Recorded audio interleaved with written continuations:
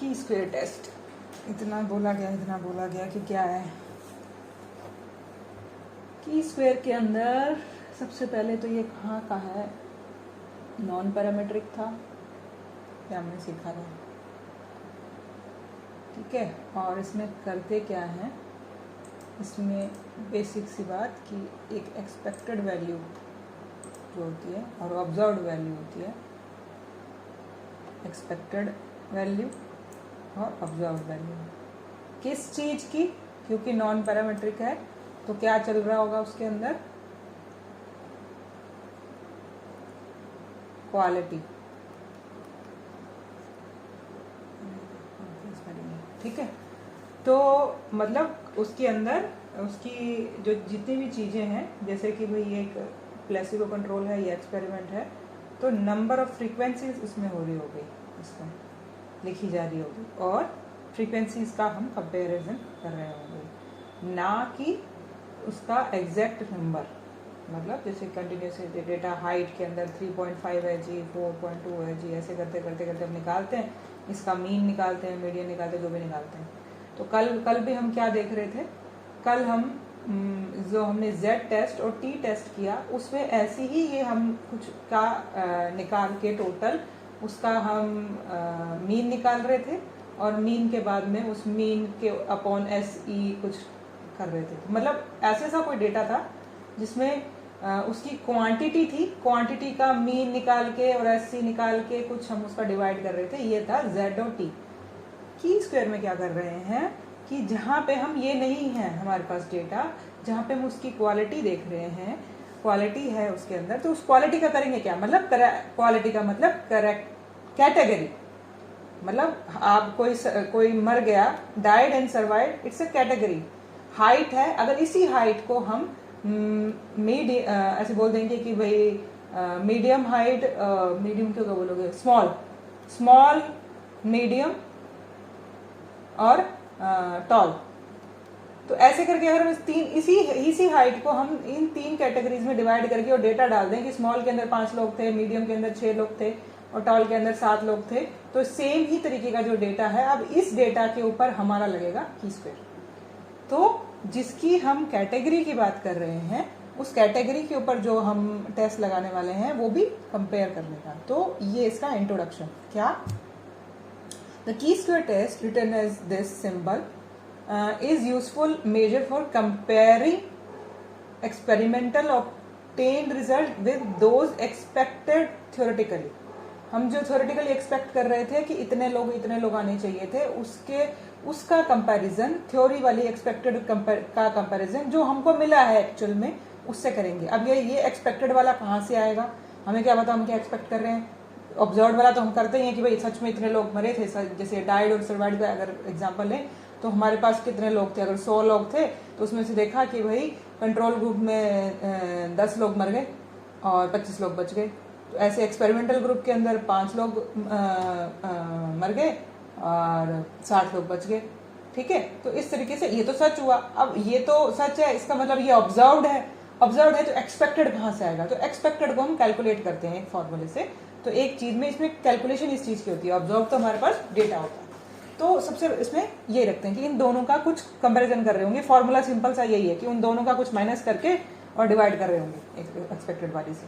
तो ये बेसिक्स बिल्कुल सिंपल सी बात इसके अंदर इसमें याद करना है कि कुछ ऑब्जर्व वाले को एक्सपेक्टेड वाले से माइनस करके और एक्सपेक्टेड वाले से डिवाइड करना है। इससे सिंपल नहीं हो सकता की स्क्वायर।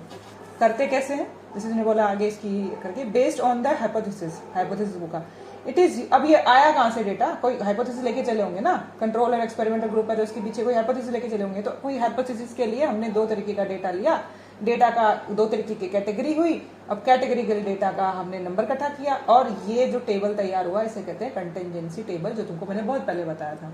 तो इस तरीके से जब डेटा लिखा जाता है कि दो इस साइड से और यहाँ पे रोज एंड कॉलम्स बना के, इसमें और भी चीजें हो सकती हैं, पर इस तरीके से रोज एंड कॉलम्स बना के उसका डेटा लिखा जाता है। और जो चीजों का रिजल्ट निकाला जा रहा है वो क्या है, कैटेगरी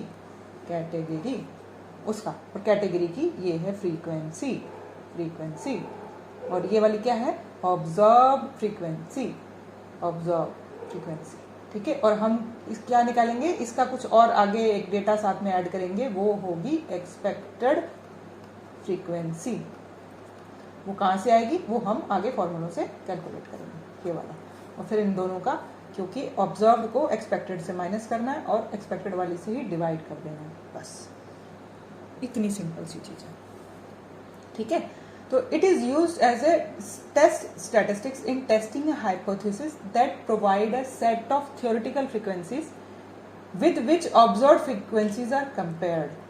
सेम ही बात को, the measure of chi square test enable us to find out the degree of discrepancy. इसका मतलब डिफरेंस, हमें पता चलता है आपस में इन दोनों का कितना डिफरेंस है। हम जो एक्सपेक्ट कर रहे हैं ई, और जो हमको ऑब्जर्व्ड मिला है, जो हमको मिला है, उन दोनों में कितना फर्क है। तो हम सोच रहे थे, मतलब कि जैसे इन्होंने बोला कि 10 लोग हैं, तो 10 तो ये रियलिटी है, और हम कोई एक्सपेक्टेड कर रहे थे। मान लिया हम एक्सपेक्टेड, इसका आ गया 15, तो हम तो 15 लोग एक्सपेक्ट कर रहे थे मरने वाले, लेकिन एग्जैक्ट में 10 लोग ही मरे, तो दोनों में डिफरेंस है 5। तो डिवाइडेड बाय, ये बोल रहा है कि भाई 10 माइनस 5 का ऑब्जर्व्ड वाली है, पहले ऑब्जर्व्ड वाली 15, ठीक है। और इसका कोई जो भी है, इसका है स्क्वायर अपॉन एक्सपेक्टेड 15। मान लिया, इसको कैलकुलेट करते हैं, इसको कैलकुलेट करने का तरीका होता है, मैंने तुमको बस एक यहाँ बता दिया, एक्सपेक्टेड मान लिया इसका आंसर ये आ जाए तो क्या करेंगे, दोनों का 5 का स्क्वायर अपॉन 15, तो 25 अपॉन 15 जो भी आएगा 5 25, 5 का डिवाइड करके जो भी आएगा इसका आंसर 5/3, ये आएगा इसका। अब ये एक चीज का आया, मतलब ये एक चीज का आया, ऐसे इसका भी निकालो, इसका भी निकालो, इसका भी निकालो, चारों का निकालो, और चारों का ये सेम चीज जो भी आएगा जोड़ दिया जाएगा। उसका आगे कैसे देखेंगे वो उसकी बात की बात है, पर है इतनी ही सिंपल सी चीज कि हमारे पास जो ऑब्जर्व हुआ है, उसके बाद ये ऑब्जर्व हुआ है, उसको एक एक्सपेक्टेड वाली से माइनस करके उससे डिवाइड कर देना है, और चारों के साथ जितनी भी कैटेगरीज हैं उनकी वो सारी की सारी जोड़ देनी है लास्ट में। इतनी सी ही बात है, ठीक है। आगे बताते हैं।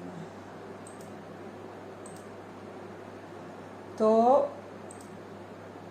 इसके अंदर क्या करना है, और की स्क्वायर एनेबल्स द डिफरेंस पता चलता है कि हम जो लेके चले थे, मतलब ऑब्जर्व्ड वाले हैं ये वाले और एक्सपेक्टेड वाले हैं, उन दोनों में कितना फर्क पड़ रहा है, मतलब दोनों में हम क्या समझें कि भाई जो डिफरेंस आ रहा है, और वो डिफरेंस आ क्यों रहा है, कोई एरर तो नहीं है, या फिर एरर सैम्पलिंग का एरर, या कोई चांस है, बाय चांस ऐसा हुआ है, या हमने सच में कोई रिजल्ट में हमको कुछ मिल रहा है।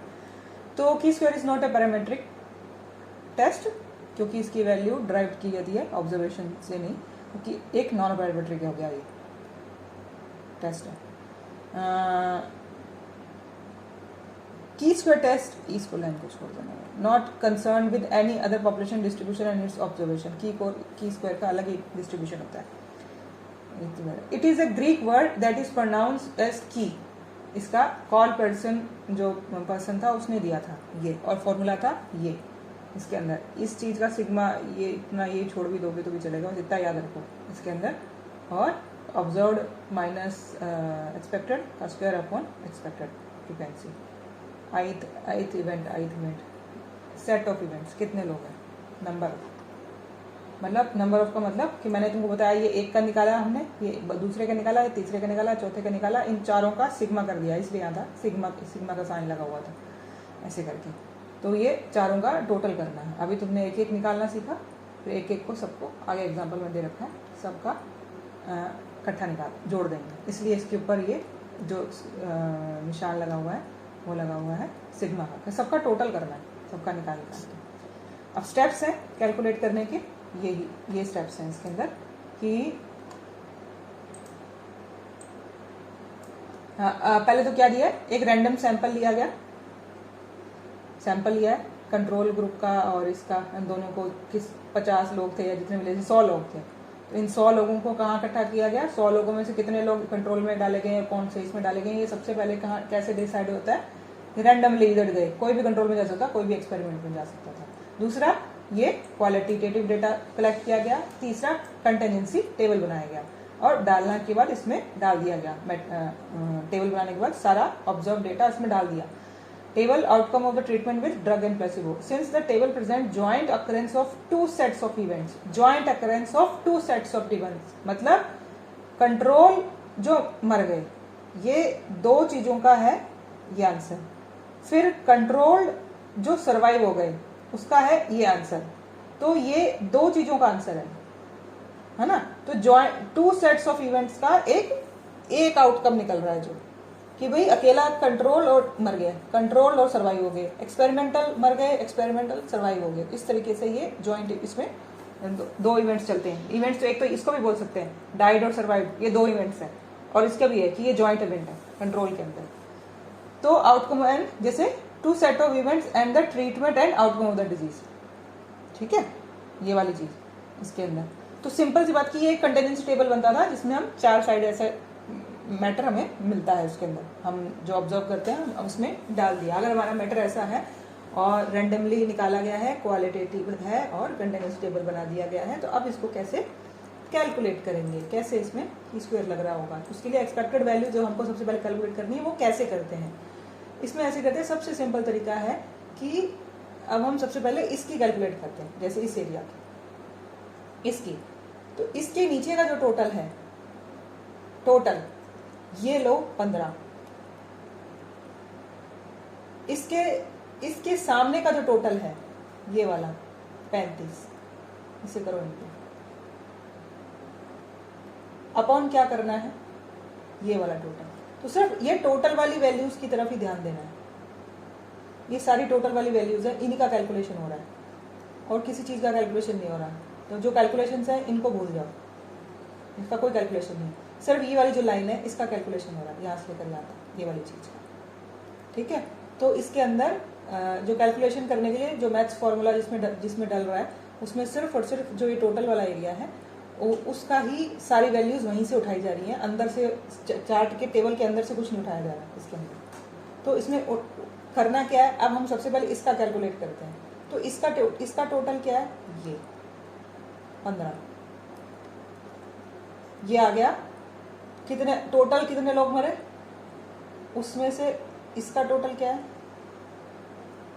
मतलब ये कंट्रोल का ग्रुप था, कंट्रोल टोटल 35 थे, अपॉन ये वाला टोटल। अब जो इसका आंसर आएगा वो ये रहा 15/35 मिल गया, ये आएगा 5.25। तो ये 5.25 इसका आंसर है, और ये क्या है एक्सपेक्टेड, और ये क्या है ऑब्जर्व।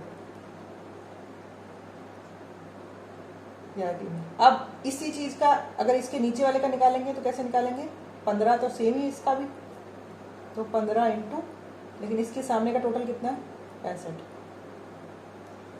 अपॉन 100। तो जिसका क्या निकलेगा 15.5 नीचे दे रखा होगा, चलो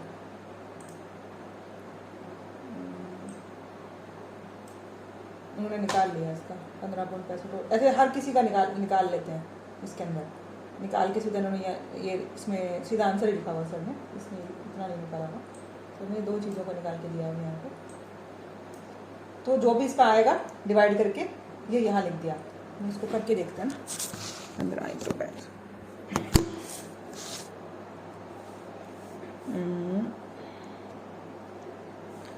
15 इंटू 65 डिवाइड बाय 100, 9.975 आएगा 9.75, ठीक है। अब ये इसका भी एक्सपेक्टेड निकल गया, अब इसका निकालना है, तो इस वाले सेक्शन का निकालना है। तो ये वाले सेक्शन का टोटल है 85, तो उसको हम करेंगे 85, और किसका निकालना है इसका, तो इसके सामने का टोटल है 35, तो 85 इंटू 35 अपॉन 100 फिर से, तो कितना आया 85, ये नीचे लिखा रखा ये रहा 85 इंटू 35 अपॉन, ये वाला आ गया 29 पॉइंट समथिंग, तो ये आ गया 29.75 इसका। अब इसका निकालना है, तो इसका टोटल है 85 और इसका सामने है 65 डिवाइड बाय 100, इसका आया 55.25, ये चारों का एक्सपेक्टेड निकल गया। इसमें इतना ही बड़ा खेल है बस, कि इसके अंदर लिखते तो सेंटर में है, लेकिन कैलकुलेशन यही 4 कॉर्नर्स वाली जो ये 5 वैल्यूज है इन्हीं का होता है इसके अंदर, इसको निकालने का यही खेल है, और इसमें कोई खेल ही नहीं है इसके अंदर। तो इसके अंदर जब ये चारों का सेम फॉर्मूला, ये इसमें देखोगे ध्यान से तो इसमें निकाल रखा है। इसको निकालने का एक तरीका, और जब एक निकाल लिया ना, ये वाली चीज़ निकाल ली, मैं तुमको सीधी से ये भी कैलकुलेट करनी बता दी, लेकिन इसको कैलकुलेट करने का एक और तरीका होता है जो सर ने यहाँ लिखा हुआ है कि जब तुमने 1 निकाल लिया, 5 निकाल लिया, तो इसको तुम 35 से माइनस कर दो, तो जो बचेगा वो ये होगा, इस 5 को इससे माइनस कर दो। सर ने यहाँ लिखा है 35 माइनस 5, तो ये 29.75, ये सीधा निकल गया जब 1 निकाल लिया। तो वो पर मैंने कहा जब तुम निकालना सीखोगे चारों का निकाल लो, ये माइनस का फॉर्मूला दूसरा निकालना छोड़ ही दो ऐसे करके, तो नहीं वरना तुम 1 निकालोगे दूसरे को माइनस करते फिरोगे ऐसे करके, ये ऐसे ही निकालना, ऐसे निकालो, वरना मैं इन चारों को ही कैलकुलेट कर देती हूँ। दोनों तरीके से निकल सकते हैं, क्योंकि 2 तो कैलकुलेट करने ही पड़ेंगे, 2 में से अगर 2 चीज़ों से माइनस करोगे तो ठीक है। तो ये इस तरीके से ने 2 तरीके बताए हैं यहाँ पे, ये वाला और ये वाला ऐसे करके। तो मैं तो इसी से निकालती हूँ सीधा कि चारों कैलकुलेट कर लो जी, एक ही चीज़ याद रखो, दूसरा याद ही मत रखो। अब जो चारों का ही आंसर आ गया, ये रहा माइनस ये चारों का आंसर आ गया इसके अंदर। तो अब इसका क्या करना है, जो क्या करना है इसमें, इस वाली वैल्यू से 10 माइनस 5.75, 5 माइनस 9, 25 माइनस 29, 60 माइनस 55, क्योंकि हमको यहाँ पे देखा था हमने फॉर्मूले में ऑब्जर्व्ड माइनस एक्सपेक्टेड करनी है। तो ऑब्जर्व्ड माइनस एक्सपेक्टेड के लिए तो यहाँ पे सर ने अगले स्टेप के अंदर बता दिया कि ऑब्जर्व्ड माइनस एक्सपेक्टेड ये है, ये रहा observed minus expected, observed minus expected. तो 10 में से ये गया, 25 में से 29 गया, 5 में से ये गया, 60 में से ये गया। अब सबका माइनस करके क्या आ गया, जो भी ये आना था उसका स्क्वायर करना है अगले स्टेप के अंदर। तो जो उसका स्क्वायर आएगा, क्योंकि यहाँ पे जो फॉर्मूला है उसमें उसका स्क्वायर किया गया, जो भी उसका माइनस रिजल्ट आने वाला है यहाँ पे उसका स्क्वायर किया हुआ है। तो सर ने उसका माइनस का जो भी माइनस आया था उसका स्क्वायर कर दिया साथ में, अगले स्टेप में माइनस करके यहाँ पे इसका स्क्वायर करके रखा हुआ है चारों चीज़ों का। अब क्या किया है, क्योंकि फॉर्मूला ये था हर एक सेल के लिए, इसने सर किया कि हर एक का ये करके, तो उसके बाद में अब इसका टोटल कर दो जितना भी आया, ये सारी चीजें इन सबको जोड़ दिया गया।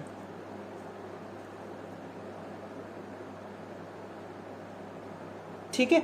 अब ये सारा जो जोड़ा है इसके अंदर, क्योंकि इसने क्या किया, ये फॉर्मूले में या तो इसने साथ में डिवाइड यही कर दिया है ये वाली ई वाली चीज, तो इस फॉर्मूले का आंसर सारा यही है। मान लिया कि अगर ये सिर्फ स्क्वायर करके छोड़ देता तो सारों का ये और ये जोड़ो, डिवाइड बाय नीचे ये करो एक्सपेक्टेड, सबका एक्सपेक्टेड अलग अलग है ना, तो सबका एक्सपेक्टेड से डिवाइड हो रहा है एक्सपेक्टेड अलग अलग। तो अभी तक तो यही कैलकुलेट किया, इसमें सिर्फ फॉर्मूले में वैल्यूज पुट करी है, तो इसमें सारा डिवाइड करके यहाँ मैटर सारा इकट्ठा कर लिया और इस सारे मैटर को जोड़ दिया है चारों की अलग अलग वैल्यूज को, तो ये आ गया टोटल। यहां तक समझ आया?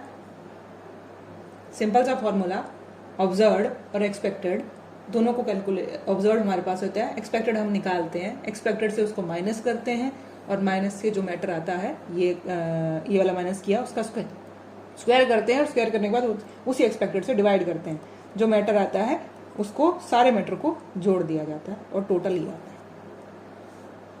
इसमें कोई दिक्कत?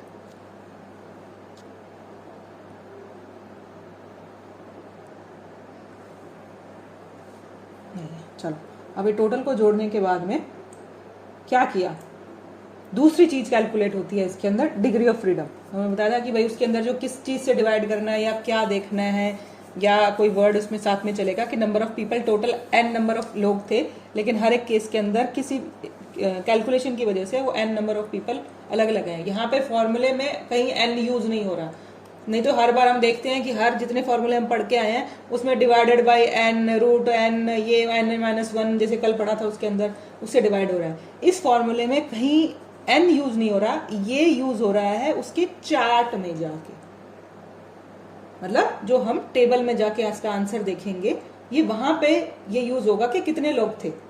तो कितने लोग थे तो उसके अंदर से इसको कैलकुलेट करने का तरीका ये है कि जितने रोज और कॉलम थे उसमें से एक एक माइनस करना है। मतलब दिखाते हैं, ये कितने रोज हैं,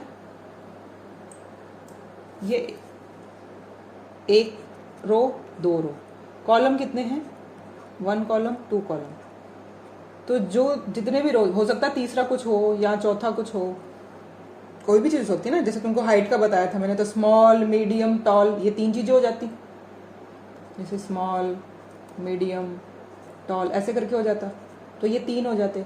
तो ये इसमें क्या होता है कॉलम 3 कॉलम हो जाते कॉलम, अगर ऐसा होता तो।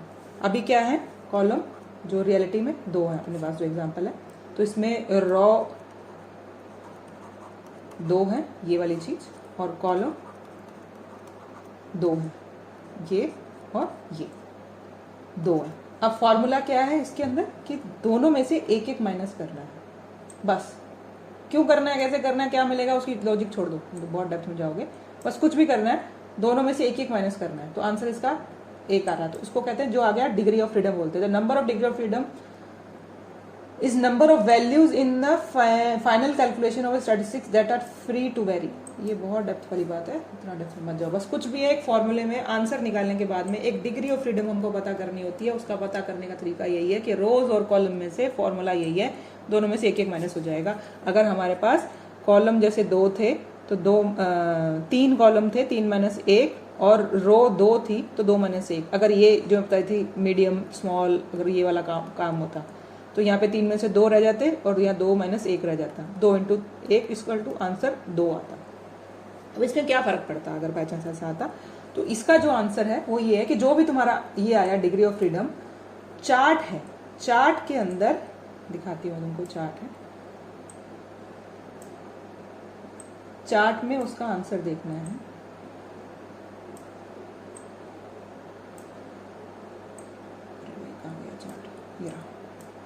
ये रहा, इस चार्ट में एक साइड लिखा होता है डिग्री ऑफ फ्रीडम, दूसरी साइड लिखा होता है वही प्रोबेबिलिटी, कितने भी तुम देखना चाहते हो।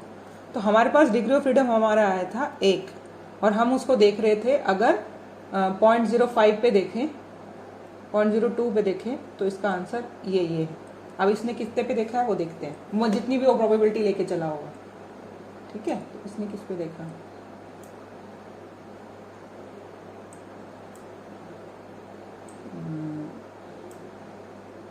ये बोल रहा है कि अब इसको की स्क्वायर टेबल पे देखो, और उस पे जाके हाईएस्ट ऑप्टिमल चेंज और डिग्री फ्रीडम, इस पे तीनों चीज़ों पे देख सकते हो, कहीं पे भी तुम इसमें देखा। बाई चांस इसने किसने देखा, इसने देखा कि प्रोबेबिलिटी 0.005 पे इतनी है और 0.02 पे इतनी है इसके अंदर। अगर तुम 2 जगह देखना चाहते हो, किसी एक जगह देखो, मतलब सी बात। तो इसने आंसर अगर जिससे भी लिया होगा, भले इसने 0.05 से इसका आंसर उठाया, 0.02 से इसका आंसर उठाया, तो उन्होंने बोला कि इसकी इतनी और हमारे वाली कितनी है ये। अगर ये चार्ट में इतनी दे रखी है और हमारे वाली इतनी है, तो इसका मतलब हमारे वाली वैल्यू ज्यादा है। हमारे वाली वैल्यू ज्यादा है तो इसका मतलब जो भी हम लेके चले थे, जैसा भी ये डिस्ट्रीब्यूशन है, की स्क्वायर डिस्ट्रीब्यूशन है, नॉन पैरामेट्रिक है, नॉन पैरामेट्रिक है, इसका मतलब ये नॉर्मल डिस्ट्रीब्यूशन तो नहीं होगा। जैसा भी डिस्ट्रीब्यूशन है, मान लिया कि इसका डिस्ट्रीब्यूशन ऐसा है, कुछ भी है, ऐसे करके किसी भी तरीके का ये डिस्ट्रीब्यूशन है, तो इसके अंदर हम क्या लेके चले थे कि हम कोई लेके चले थे नल हाइपोथेसिस वाला एरिया और कोई अल्टरनेटिव हाइपोथेसिस वाला एरिया। तो हमारा जो अल्टरनेटिव वाला हाइपोथेसिस वाला जो हम कैलकुलेट कर रहे थे, जो इसके अंदर दे रखा है, वो कोई 5 पॉइंट है, और हमारा जो आंसर आया वो 7 पॉइंट आया है। तो हम नल हाइपोथेसिस को रिजेक्ट करेंगे। तो इसके आंसर में हम यहाँ तुम देखोगे, if the calculated value of chi square is higher than the chi square value given in the Fisher value table, then it is significant, and if lower than the chi square value, अगर इससे कम आती, lower आ जाती, तो वो non significant हो जाती और insignificant हो जाती पर्टिकुलर लेवल ऑफ सिग्निफिकेंस के लिए, to which the reference is made for the comparison. Exact level cannot be determined by comparison with the next higher level. छोड़ो उसको। अब इसमें देख है, in the example ये हमारा आंसर निकला है higher than the value this given in the table of this 0.02. Hence the difference in moral diet is significant level 2, hence the drug is efficacious. इसका मतलब अल्टरनेटिव हाइपोथेसिस पास आउट होगी क्योंकि हमारा level इससे ज्यादा है। सेम ऐसी चीज को इसने 2 बस लेवल ऑफ कंपैरिजन उसने बोला कि मतलब 0.05 भी लेके चल गया मैं तो 0.02 पे भी कंपेयर 0.02 पे कंपेयर कर रहा हूँ, तब भी मेरी वैल्यू बहुत ज़्यादा आ रही है। अगर मैं 0.05 लेके चल रहा होता तो ठीक है, मतलब अगर 0.05 ले रहा होता, यहाँ 0.005 ले रहा हूँ तो आ ही रही है बड़ी, क्योंकि आंसर है 3.8 समथिंग। मैंने इसको और कम कर दिया, मैंने इसको कहीं और ले लिया, 0.02 पे ले रहा हूँ, तो भी मेरी आंसर यहाँ आ रहा है 5.4। मेरा आंसर तो आ रहा है 7। तो इसका मतलब मैं तो इससे भी 0.001 ले लेता तो भी चल जाता मेरा काम। इसका मतलब मेरी तो 99% के आसपास क्रॉस कर गई चीजें। ये इसलिए बोलना चाहता है घुमा फिरा के। तो तुम एक लेवल पे चेक करो, 2 लेवल पे चेक करो, 3 लेवल जिस पे करना चाहते हो, जो तुम पहले सिग्निफिकेंस लेवल लेके चाहते हो उस पर चेक करो। उसके बाद तो बस चेक करना है जो तुमको बताया कि टेबल में जाके चेक करते हैं बस। तो कैलकुलेट करने वाला काम कितना ही होता है, सिर्फ इतना कि तुम उसको डेटा को एक टेबल में कन्वर्ट करते हो और टेबल के बाद में उस टेबल के अंदर ऑब्जर्व वैल्यू के साथ एक एक्सपेक्टेड वैल्यू निकालते हो और उस एक्सपेक्टेड वैल्यू की कैलकुलेशन करते हो, सारे को जोड़ लेते हो, जो टोटल आ जाता है उसको चार्ट में जाके देखते हो, एक लेवल पे जाके डिग्री ऑफ फ्रीडम निकाल के। डिग्री ऑफ फ्रीडम तुम्हें हेल्प करता है चार्ट का एक साइड का एरिया देखने का और दूसरी साइड का सिग्निफिकेंस लेवल जो होता है वो देखने का तुम्हें हेल्प करता है। तुम्हारा जो आंसर होता है तुम अपने कैलकुलेटेड वैल्यू को उसे कंपेयर करके देखते हो। बस इतनी सी बात है। इसका और एग्जाम्पल है, वो सर ने और दे रखे हैं इसके अंदर। एक एग्जाम्पल और देखते हैं। जैसे सर ने एक एग्जाम्पल ये दिया है कि determine if there is any association between psora and epilepsy when the random sample of 100 patients of a conversion in a population of 60 had been symptoms of SORA and 25 of epilepsy and 10 of both, while 25 have none. इसका मतलब क्या बोलना चाहते हैं कि epilepsy के 10 cases थे जो सोरा था और जिनको सोरा नहीं था वो 15 केसेस थे। जिनको एपिलेप्सी नहीं थी 50 केसेस ऐसे थे जो सोरा के थे और 25 केसेस ऐसे थे जिसको एपिलेप्सी भी नहीं थी और वो सोरा भी नहीं था। तो इस तरीके से बस इस पूरी कहानी का ये इन्होंने टेबल बनाया। अब ये टोटल निकाला और इसकी यहाँ वाली कैलकुलेशंस हम करेंगे। कैसे बताए थे 60, अब पहले इसकी चीज़ की निकालनी है तो 60 इंटू क्या 25 डिवाइड बाय 100। अब इसकी निकालनी है तो क्या निकालेगा फिर से 60 इंटू क्या 75 डिवाइड बाय 100। इसकी निकालनी है इसका टोटल कितना है 40 इंटू 25 डिवाइड बाय 100। इसकी निकालनी है तो ये 40 इंटू 75 डिवाइड बाय 100। इस तरीके से सारा कुछ निकाला, ये सब कुछ निकाल के रखा हुआ है। अब उसके बाद में जो भी निकालोगे, जो भी एक्सपेक्टेड वाली ये देख 15 आ गई, ये आ गई, ये आ गई, इन दोनों को माइनस कर दिया गया। यहाँ पे सर ने माइनस कर दिया, माइनस के बाद इसका स्क्वायर कर दिया गया यहाँ पे और उसी से डिवाइड करना है एक्सपेक्टेड वाली से। यहाँ पे सर ने इसका जो आया है एक्सपेक्टेड वाला इसका स्क्वायर कर दिया, स्क्वायर से जो ये एक्सपेक्टेड वाली से डिवाइड करना था। सारा डिवाइड करके सारा मैटर इकट्ठा कर लिया। यहाँ पे ये सारा इन सबको जोड़ दिया। जोड़ने के बाद ये वैल्यू आई, ये डिग्री ऑफ फ्रीडम कैलकुलेट कर दिया। रोज कितने थे 2 रोज हैं, 2 कॉलम हैं, दोनों में से एक माइनस हुआ, डिग्री ऑफ फ्रीडम 1 बच गया है। अब उसने डिग्री ऑफ फ्रीडम 1 को प्रोबेबिलिटी 0.02 पे जाके देखा तो हमारा आंसर आ रहा था 0.55, उसका आ रहा है 0.54। तो हम थोड़े से उससे ज्यादा है तो हमने अपना केस पास आउट कर दिया। और आंसर क्या लिखा है, कैलकुलेटेड की square value is greater than the table value की square, hence it is significant at 2% level. Patients with SORA are likely to have epilepsy in 15 out of 25 and SORA with no epilepsy 45 out of 75।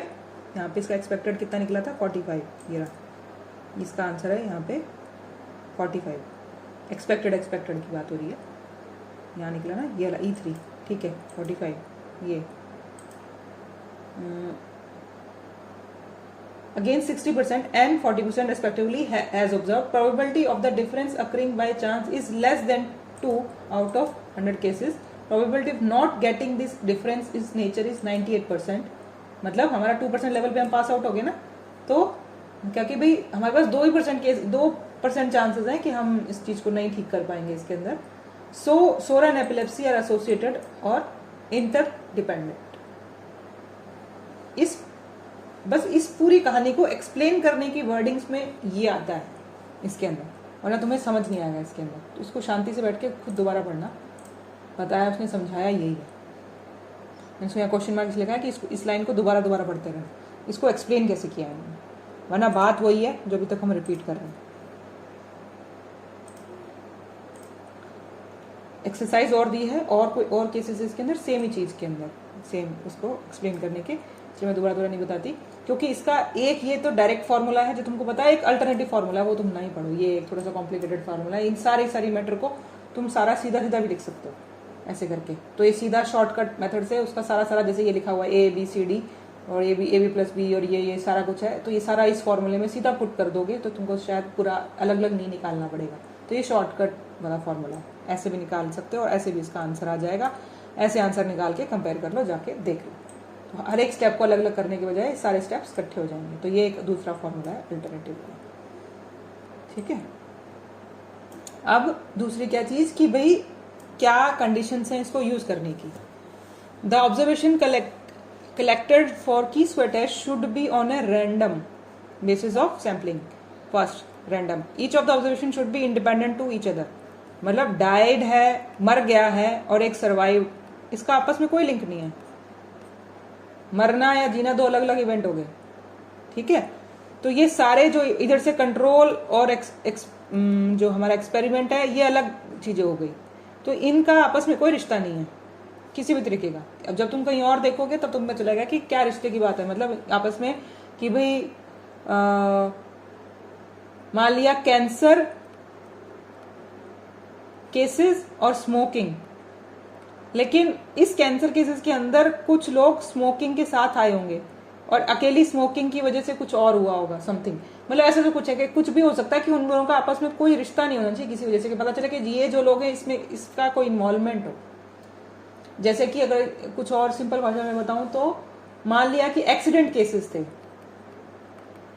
Accident कितने हुए, मान लिया 50, ठीक है, और कुछ उसका तुम किसी और से कंपैरिजन कर रहे हो, मान लिया तुम देख रहे हो एक्सीडेंट को तुम कंपेयर कर रहे हो अल्कोहल से, पीने वाले लोगों से, तो इनका आपस में कोई रिश्ता किसी तरीके से कंपेयर कर रहे हो, तो पता चला कि एक्सीडेंट की वजह से भी ये लोग मतलब अल्कोहल पीने वालों की वजह से जो होता है, तो ये डेटा आपस में किसी तरीके से रिलेटेड सा नहीं होना चाहिए, अलग अलग होना चाहिए, या तो ये या ये एक्सीडेंट और नॉन एक्सीडेंट, ऐसा समथिंग ऐसे करके। तो अगर आपस में कोई रिश्ता सा होगा तो ये गड़बड़ हो जाएगी। तो सारे इंडिपेंडेंट होने चाहिए जो उसके अंदर होना चाहिए। The expected frequency of any item और cell should not be less than 5।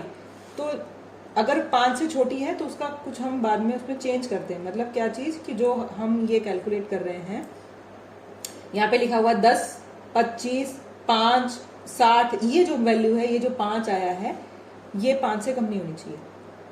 अगर 5 से कम है तो इसको हम जानबूझ के चेंज करते हैं। 5 से अगर 5 से वैल्यू कम है, जो 4 आ गई, 3 आ गई, 2 आ गई, तो ये इसकी कैलकुलेशंस में गड़बड़ हो जाती है। तो हम कहते हैं, उसमें कहा जाता है कि अगर ये 5 से कम है तो इसमें चेंज लाते हैं। चेंज में लाते हैं, वो बहुत तरीके हैं चेंज लाने के, 2-3 तरीके, और ये समझ लो उसको चेंज करके 5 से बराबर 5 से बढ़ाया जाता है किसी भी वजह से। तो the expected frequency of any cell और cell should not be less than 5. If it is less than 5, the frequency from the adjacent cells or cells are pooled together in order to make it 5 or more than 5. कैसे लाते हैं ये छोड़ दो, बस ये याद कर लो कि भाई इसको 5 से कम तो करना ही नहीं है। जैसे कि और जो टेस्ट के अंदर 30 से ज्यादा लोग कर दो। Total number observation are used, n कितनी है, 30 से ज्यादा हो, ठीक है। और क्या कंडीशन है इसके अंदर, the test is used only for drawing inference by testing hypothesis, it can not be used for estimation of parameters और एनी अदर वैल्यू। हम सिर्फ इससे अंदाजा लगा रहे हैं, ड्रॉइंग इन्फरेंस, इससे हम जो भी आंसर निकलेगा हम ये अंदाजा लगा रहे हैं कि 90 पहले भी निकला कि हम अंदाजा लगा रहे हैं कि भाई सोरा का और एपिलेप्सी का क्या रिश्ता है। तो हमने 98% केसेस में हमने देखा कि भाई ये रिश्ता है इसके अंदर, ठीक है, और 2% चांसेस ही हैं कि भाई वो अलग हो सकता है, अंदाजा लगाने के लिए। It is Holi dependent of degree of freedom. अगर हमारे पास डिग्री ऑफ फ्रीडम ही नहीं है तो की स्क्वायर टेस्ट करना मुश्किल है। The frequency used in chi square test should be absolute and not relative in terms. सीधा 2, 3, 4, 5 ऐसे लिखना चाहिए, 3.5 और ऐसे करके, या किसी तरीके से कुछ ऐसा नहीं लिखना होना चाहिए, तो होल नंबर्स में होनी चाहिए। 3.5 से कैसे डिग्री ऑफ फ्रीडम निकालने के लिए, फ्रीक्वेंसी, हाँ ये जो फ्रीक्वेंसी हम इसके बीच में लिखते हैं, ये इसकी बात हो रही है, किसी तरीके से ये होल नंबर्स में होनी चाहिए इसके अंदर, एब्सोल्यूट, ठीक है। और एप्लीकेशन क्या है इसकी, हमने देखा कि कहते किसे हैं, दूसरा हमने क्या कि भाई की स्क्वायर टेस्ट का हमने निकाला कि हमने देखा कि भाई डेफिनेशन, और डेफिनेशन के साथ में कि भाई क्राइटेरिया, एक तरीके से किस तरीके का डेटा पे यूज़ होती है ऐसे करके, और ये उसकी कंडीशंस होगी, दूसरी चीज़ है कि उसकी कंडीशंस क्या है, ठीक है, कंडीशंस लगा दी। और उसके बाद हमने देखा कि हमने फॉर्मूला क्या है, फॉर्मूला को यूज़ करना सीख लिया 2 एग्जाम्पल से। उसके बाद हमने देखा तीसरी चीज़ कि भाई इसके यूज़ केस क्या है, ये है इसके यूज़ केस कि कहाँ से और किस तरीके के केसेस में इसको यूज़ करते हैं। तो यूज़ केस पूरा डेप्थ में जाने की ज़रूरत नहीं है, इसके नाम पढ़ लो इसके अंदर कि एप्लीकेशन और कहाँ होता है। सिंपल सा एक ये तो है कि भाई हम 2 चीज़ों को, जिस तरीके का डेटा होता है, हम दोनों का रिलेशनशिप निकालने की कोशिश कर रहे होते हैं, उसका कंपेयर कर रहे होते हैं। कैसे, उसको थोड़ा थ्योरेटिकली पढ़ते हैं। The chi square test is very powerful non parametric set for testing the hypothesis of number of statistical problems, especially of qualitative data. It is got through important application of in medical statistics, जो होता है test of goodness of fit, test of association, test of proportion। ये 3 चीज़ों में इसकी application होती है। अब test of goodness of fit क्या है, एसोसिएशन क्या है, प्रोपोर्शन क्या है, ये तुम पढ़ना चाहो तो सर ने दे रखा है, थोड़ा थोड़ा बता देती हूँ, इतना डेप्थ में तुमसे कोई पूछेगा नहीं, पर एप्लीकेशन है इसलिए बता देती हूँ। पढ़ना वहीं तक, वरना पेपर में लिखना वहीं तक लिख देना। और ये कि भाई डेफिनेशन, कंडीशन, फॉर्मूला और फॉर्मूला की कैलकुलेशन ज़्यादा से ज़्यादा, और टेबल में लिख लेते हैं, बस इतना ही ध्यान रखो। एप्लीकेशन सीधा लिखना है, एप्लीकेशन इन 3 चीज़ों में होती है। एक लाइन में थोड़ा थोड़ा सा ये बताती है कि एप्लीकेशन कैसे। Chi square test is applied in test of goodness of fit to determine if observed value frequency is similar to the expected or theoretical frequency distribution for a qualitative data. The test determines whether there is any significant difference between the observed and hypothetical distribution. इतना ही समझो जो हम already करके आए, थोड़ा सा same ही चीज़ का, उसे कहते हैं गुडनेस ऑफ फिट। जो भी तक फॉर्मूला हम पढ़ के आए हैं उसको कहते हैं गुडनेस ऑफ फिट। चेक कर रहे हैं, सेम ही चीज़ का कर रहे हैं कि हम एक्सपेक्टेड और उसके बीच की देख रहे हैं कि भाई हमने क्या सोच के चले थे और कितना आंसर आ रहा है, ठीक है। इसको पूरा डेप्थ में निकाल, ये डिग्री ऑफ फ्रीडम से वही चीज़ निकाली गई है। और क्या मोटा मोटा इसको ये पढ़ लो। दूसरी चीज, whether an observe frequency differ from the expected frequency distribution is by chance और a sample is drawn from a different population. ये भी चीज चेक करते हैं कि दो जो एक तो आया डिफरेंट है कि नहीं, हमारा ऑब्जर्व्ड वाला और एक्सपेक्टेड वाला दोनों में डिफरेंस है, और दोनों जो डिफरेंस या कुछ भी आ रहा है वो सेम पॉपुलेशन से हैं या अलग पॉपुलेशन से हैं। ये भी इसको करने का, चेक करने का आगे का तरीका है। तीसरा, the highest value of chi square obtain by chance और worked out and given in Fisher table at different degree of freedom under different probabilities. If calculated chi square value of the sample is found higher than the expected value in the table at the critical level of significant probability of 505, the hypothesis is no difference between two proportions. और hypothesis of independence ये बहुत complicated हो जाएगा, पर simple इतना याद रखो दो चीजें कि भाई हम सिर्फ observed और expected के बीच का कैलकुलेट कर सकते हैं और दोनों सेम पॉपुलेशन है कि नहीं ये भी पता कर सकते हैं कि बस नॉर्मल डिस्ट्रीब्यूटेड थी या नहीं थी। टेस्ट ऑफ एसोसिएशन एक लाइन में, chi square test is used to see the association between two और मोर इवेंट्स इन बायनोमियल और मल्टीनोमियल सैंपल्स। बायनोमियल क्या था,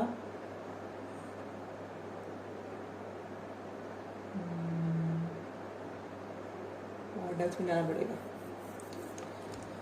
हाँ, it measures the probability of association between two discrete attributes such as treatment and outcome of the disease, vaccination and immunity, smoking and cancer, cholesterol and coronary disease, social class and peptic ulcer, and so on. There is only two probabilities, either they influence or affect each other or they do not.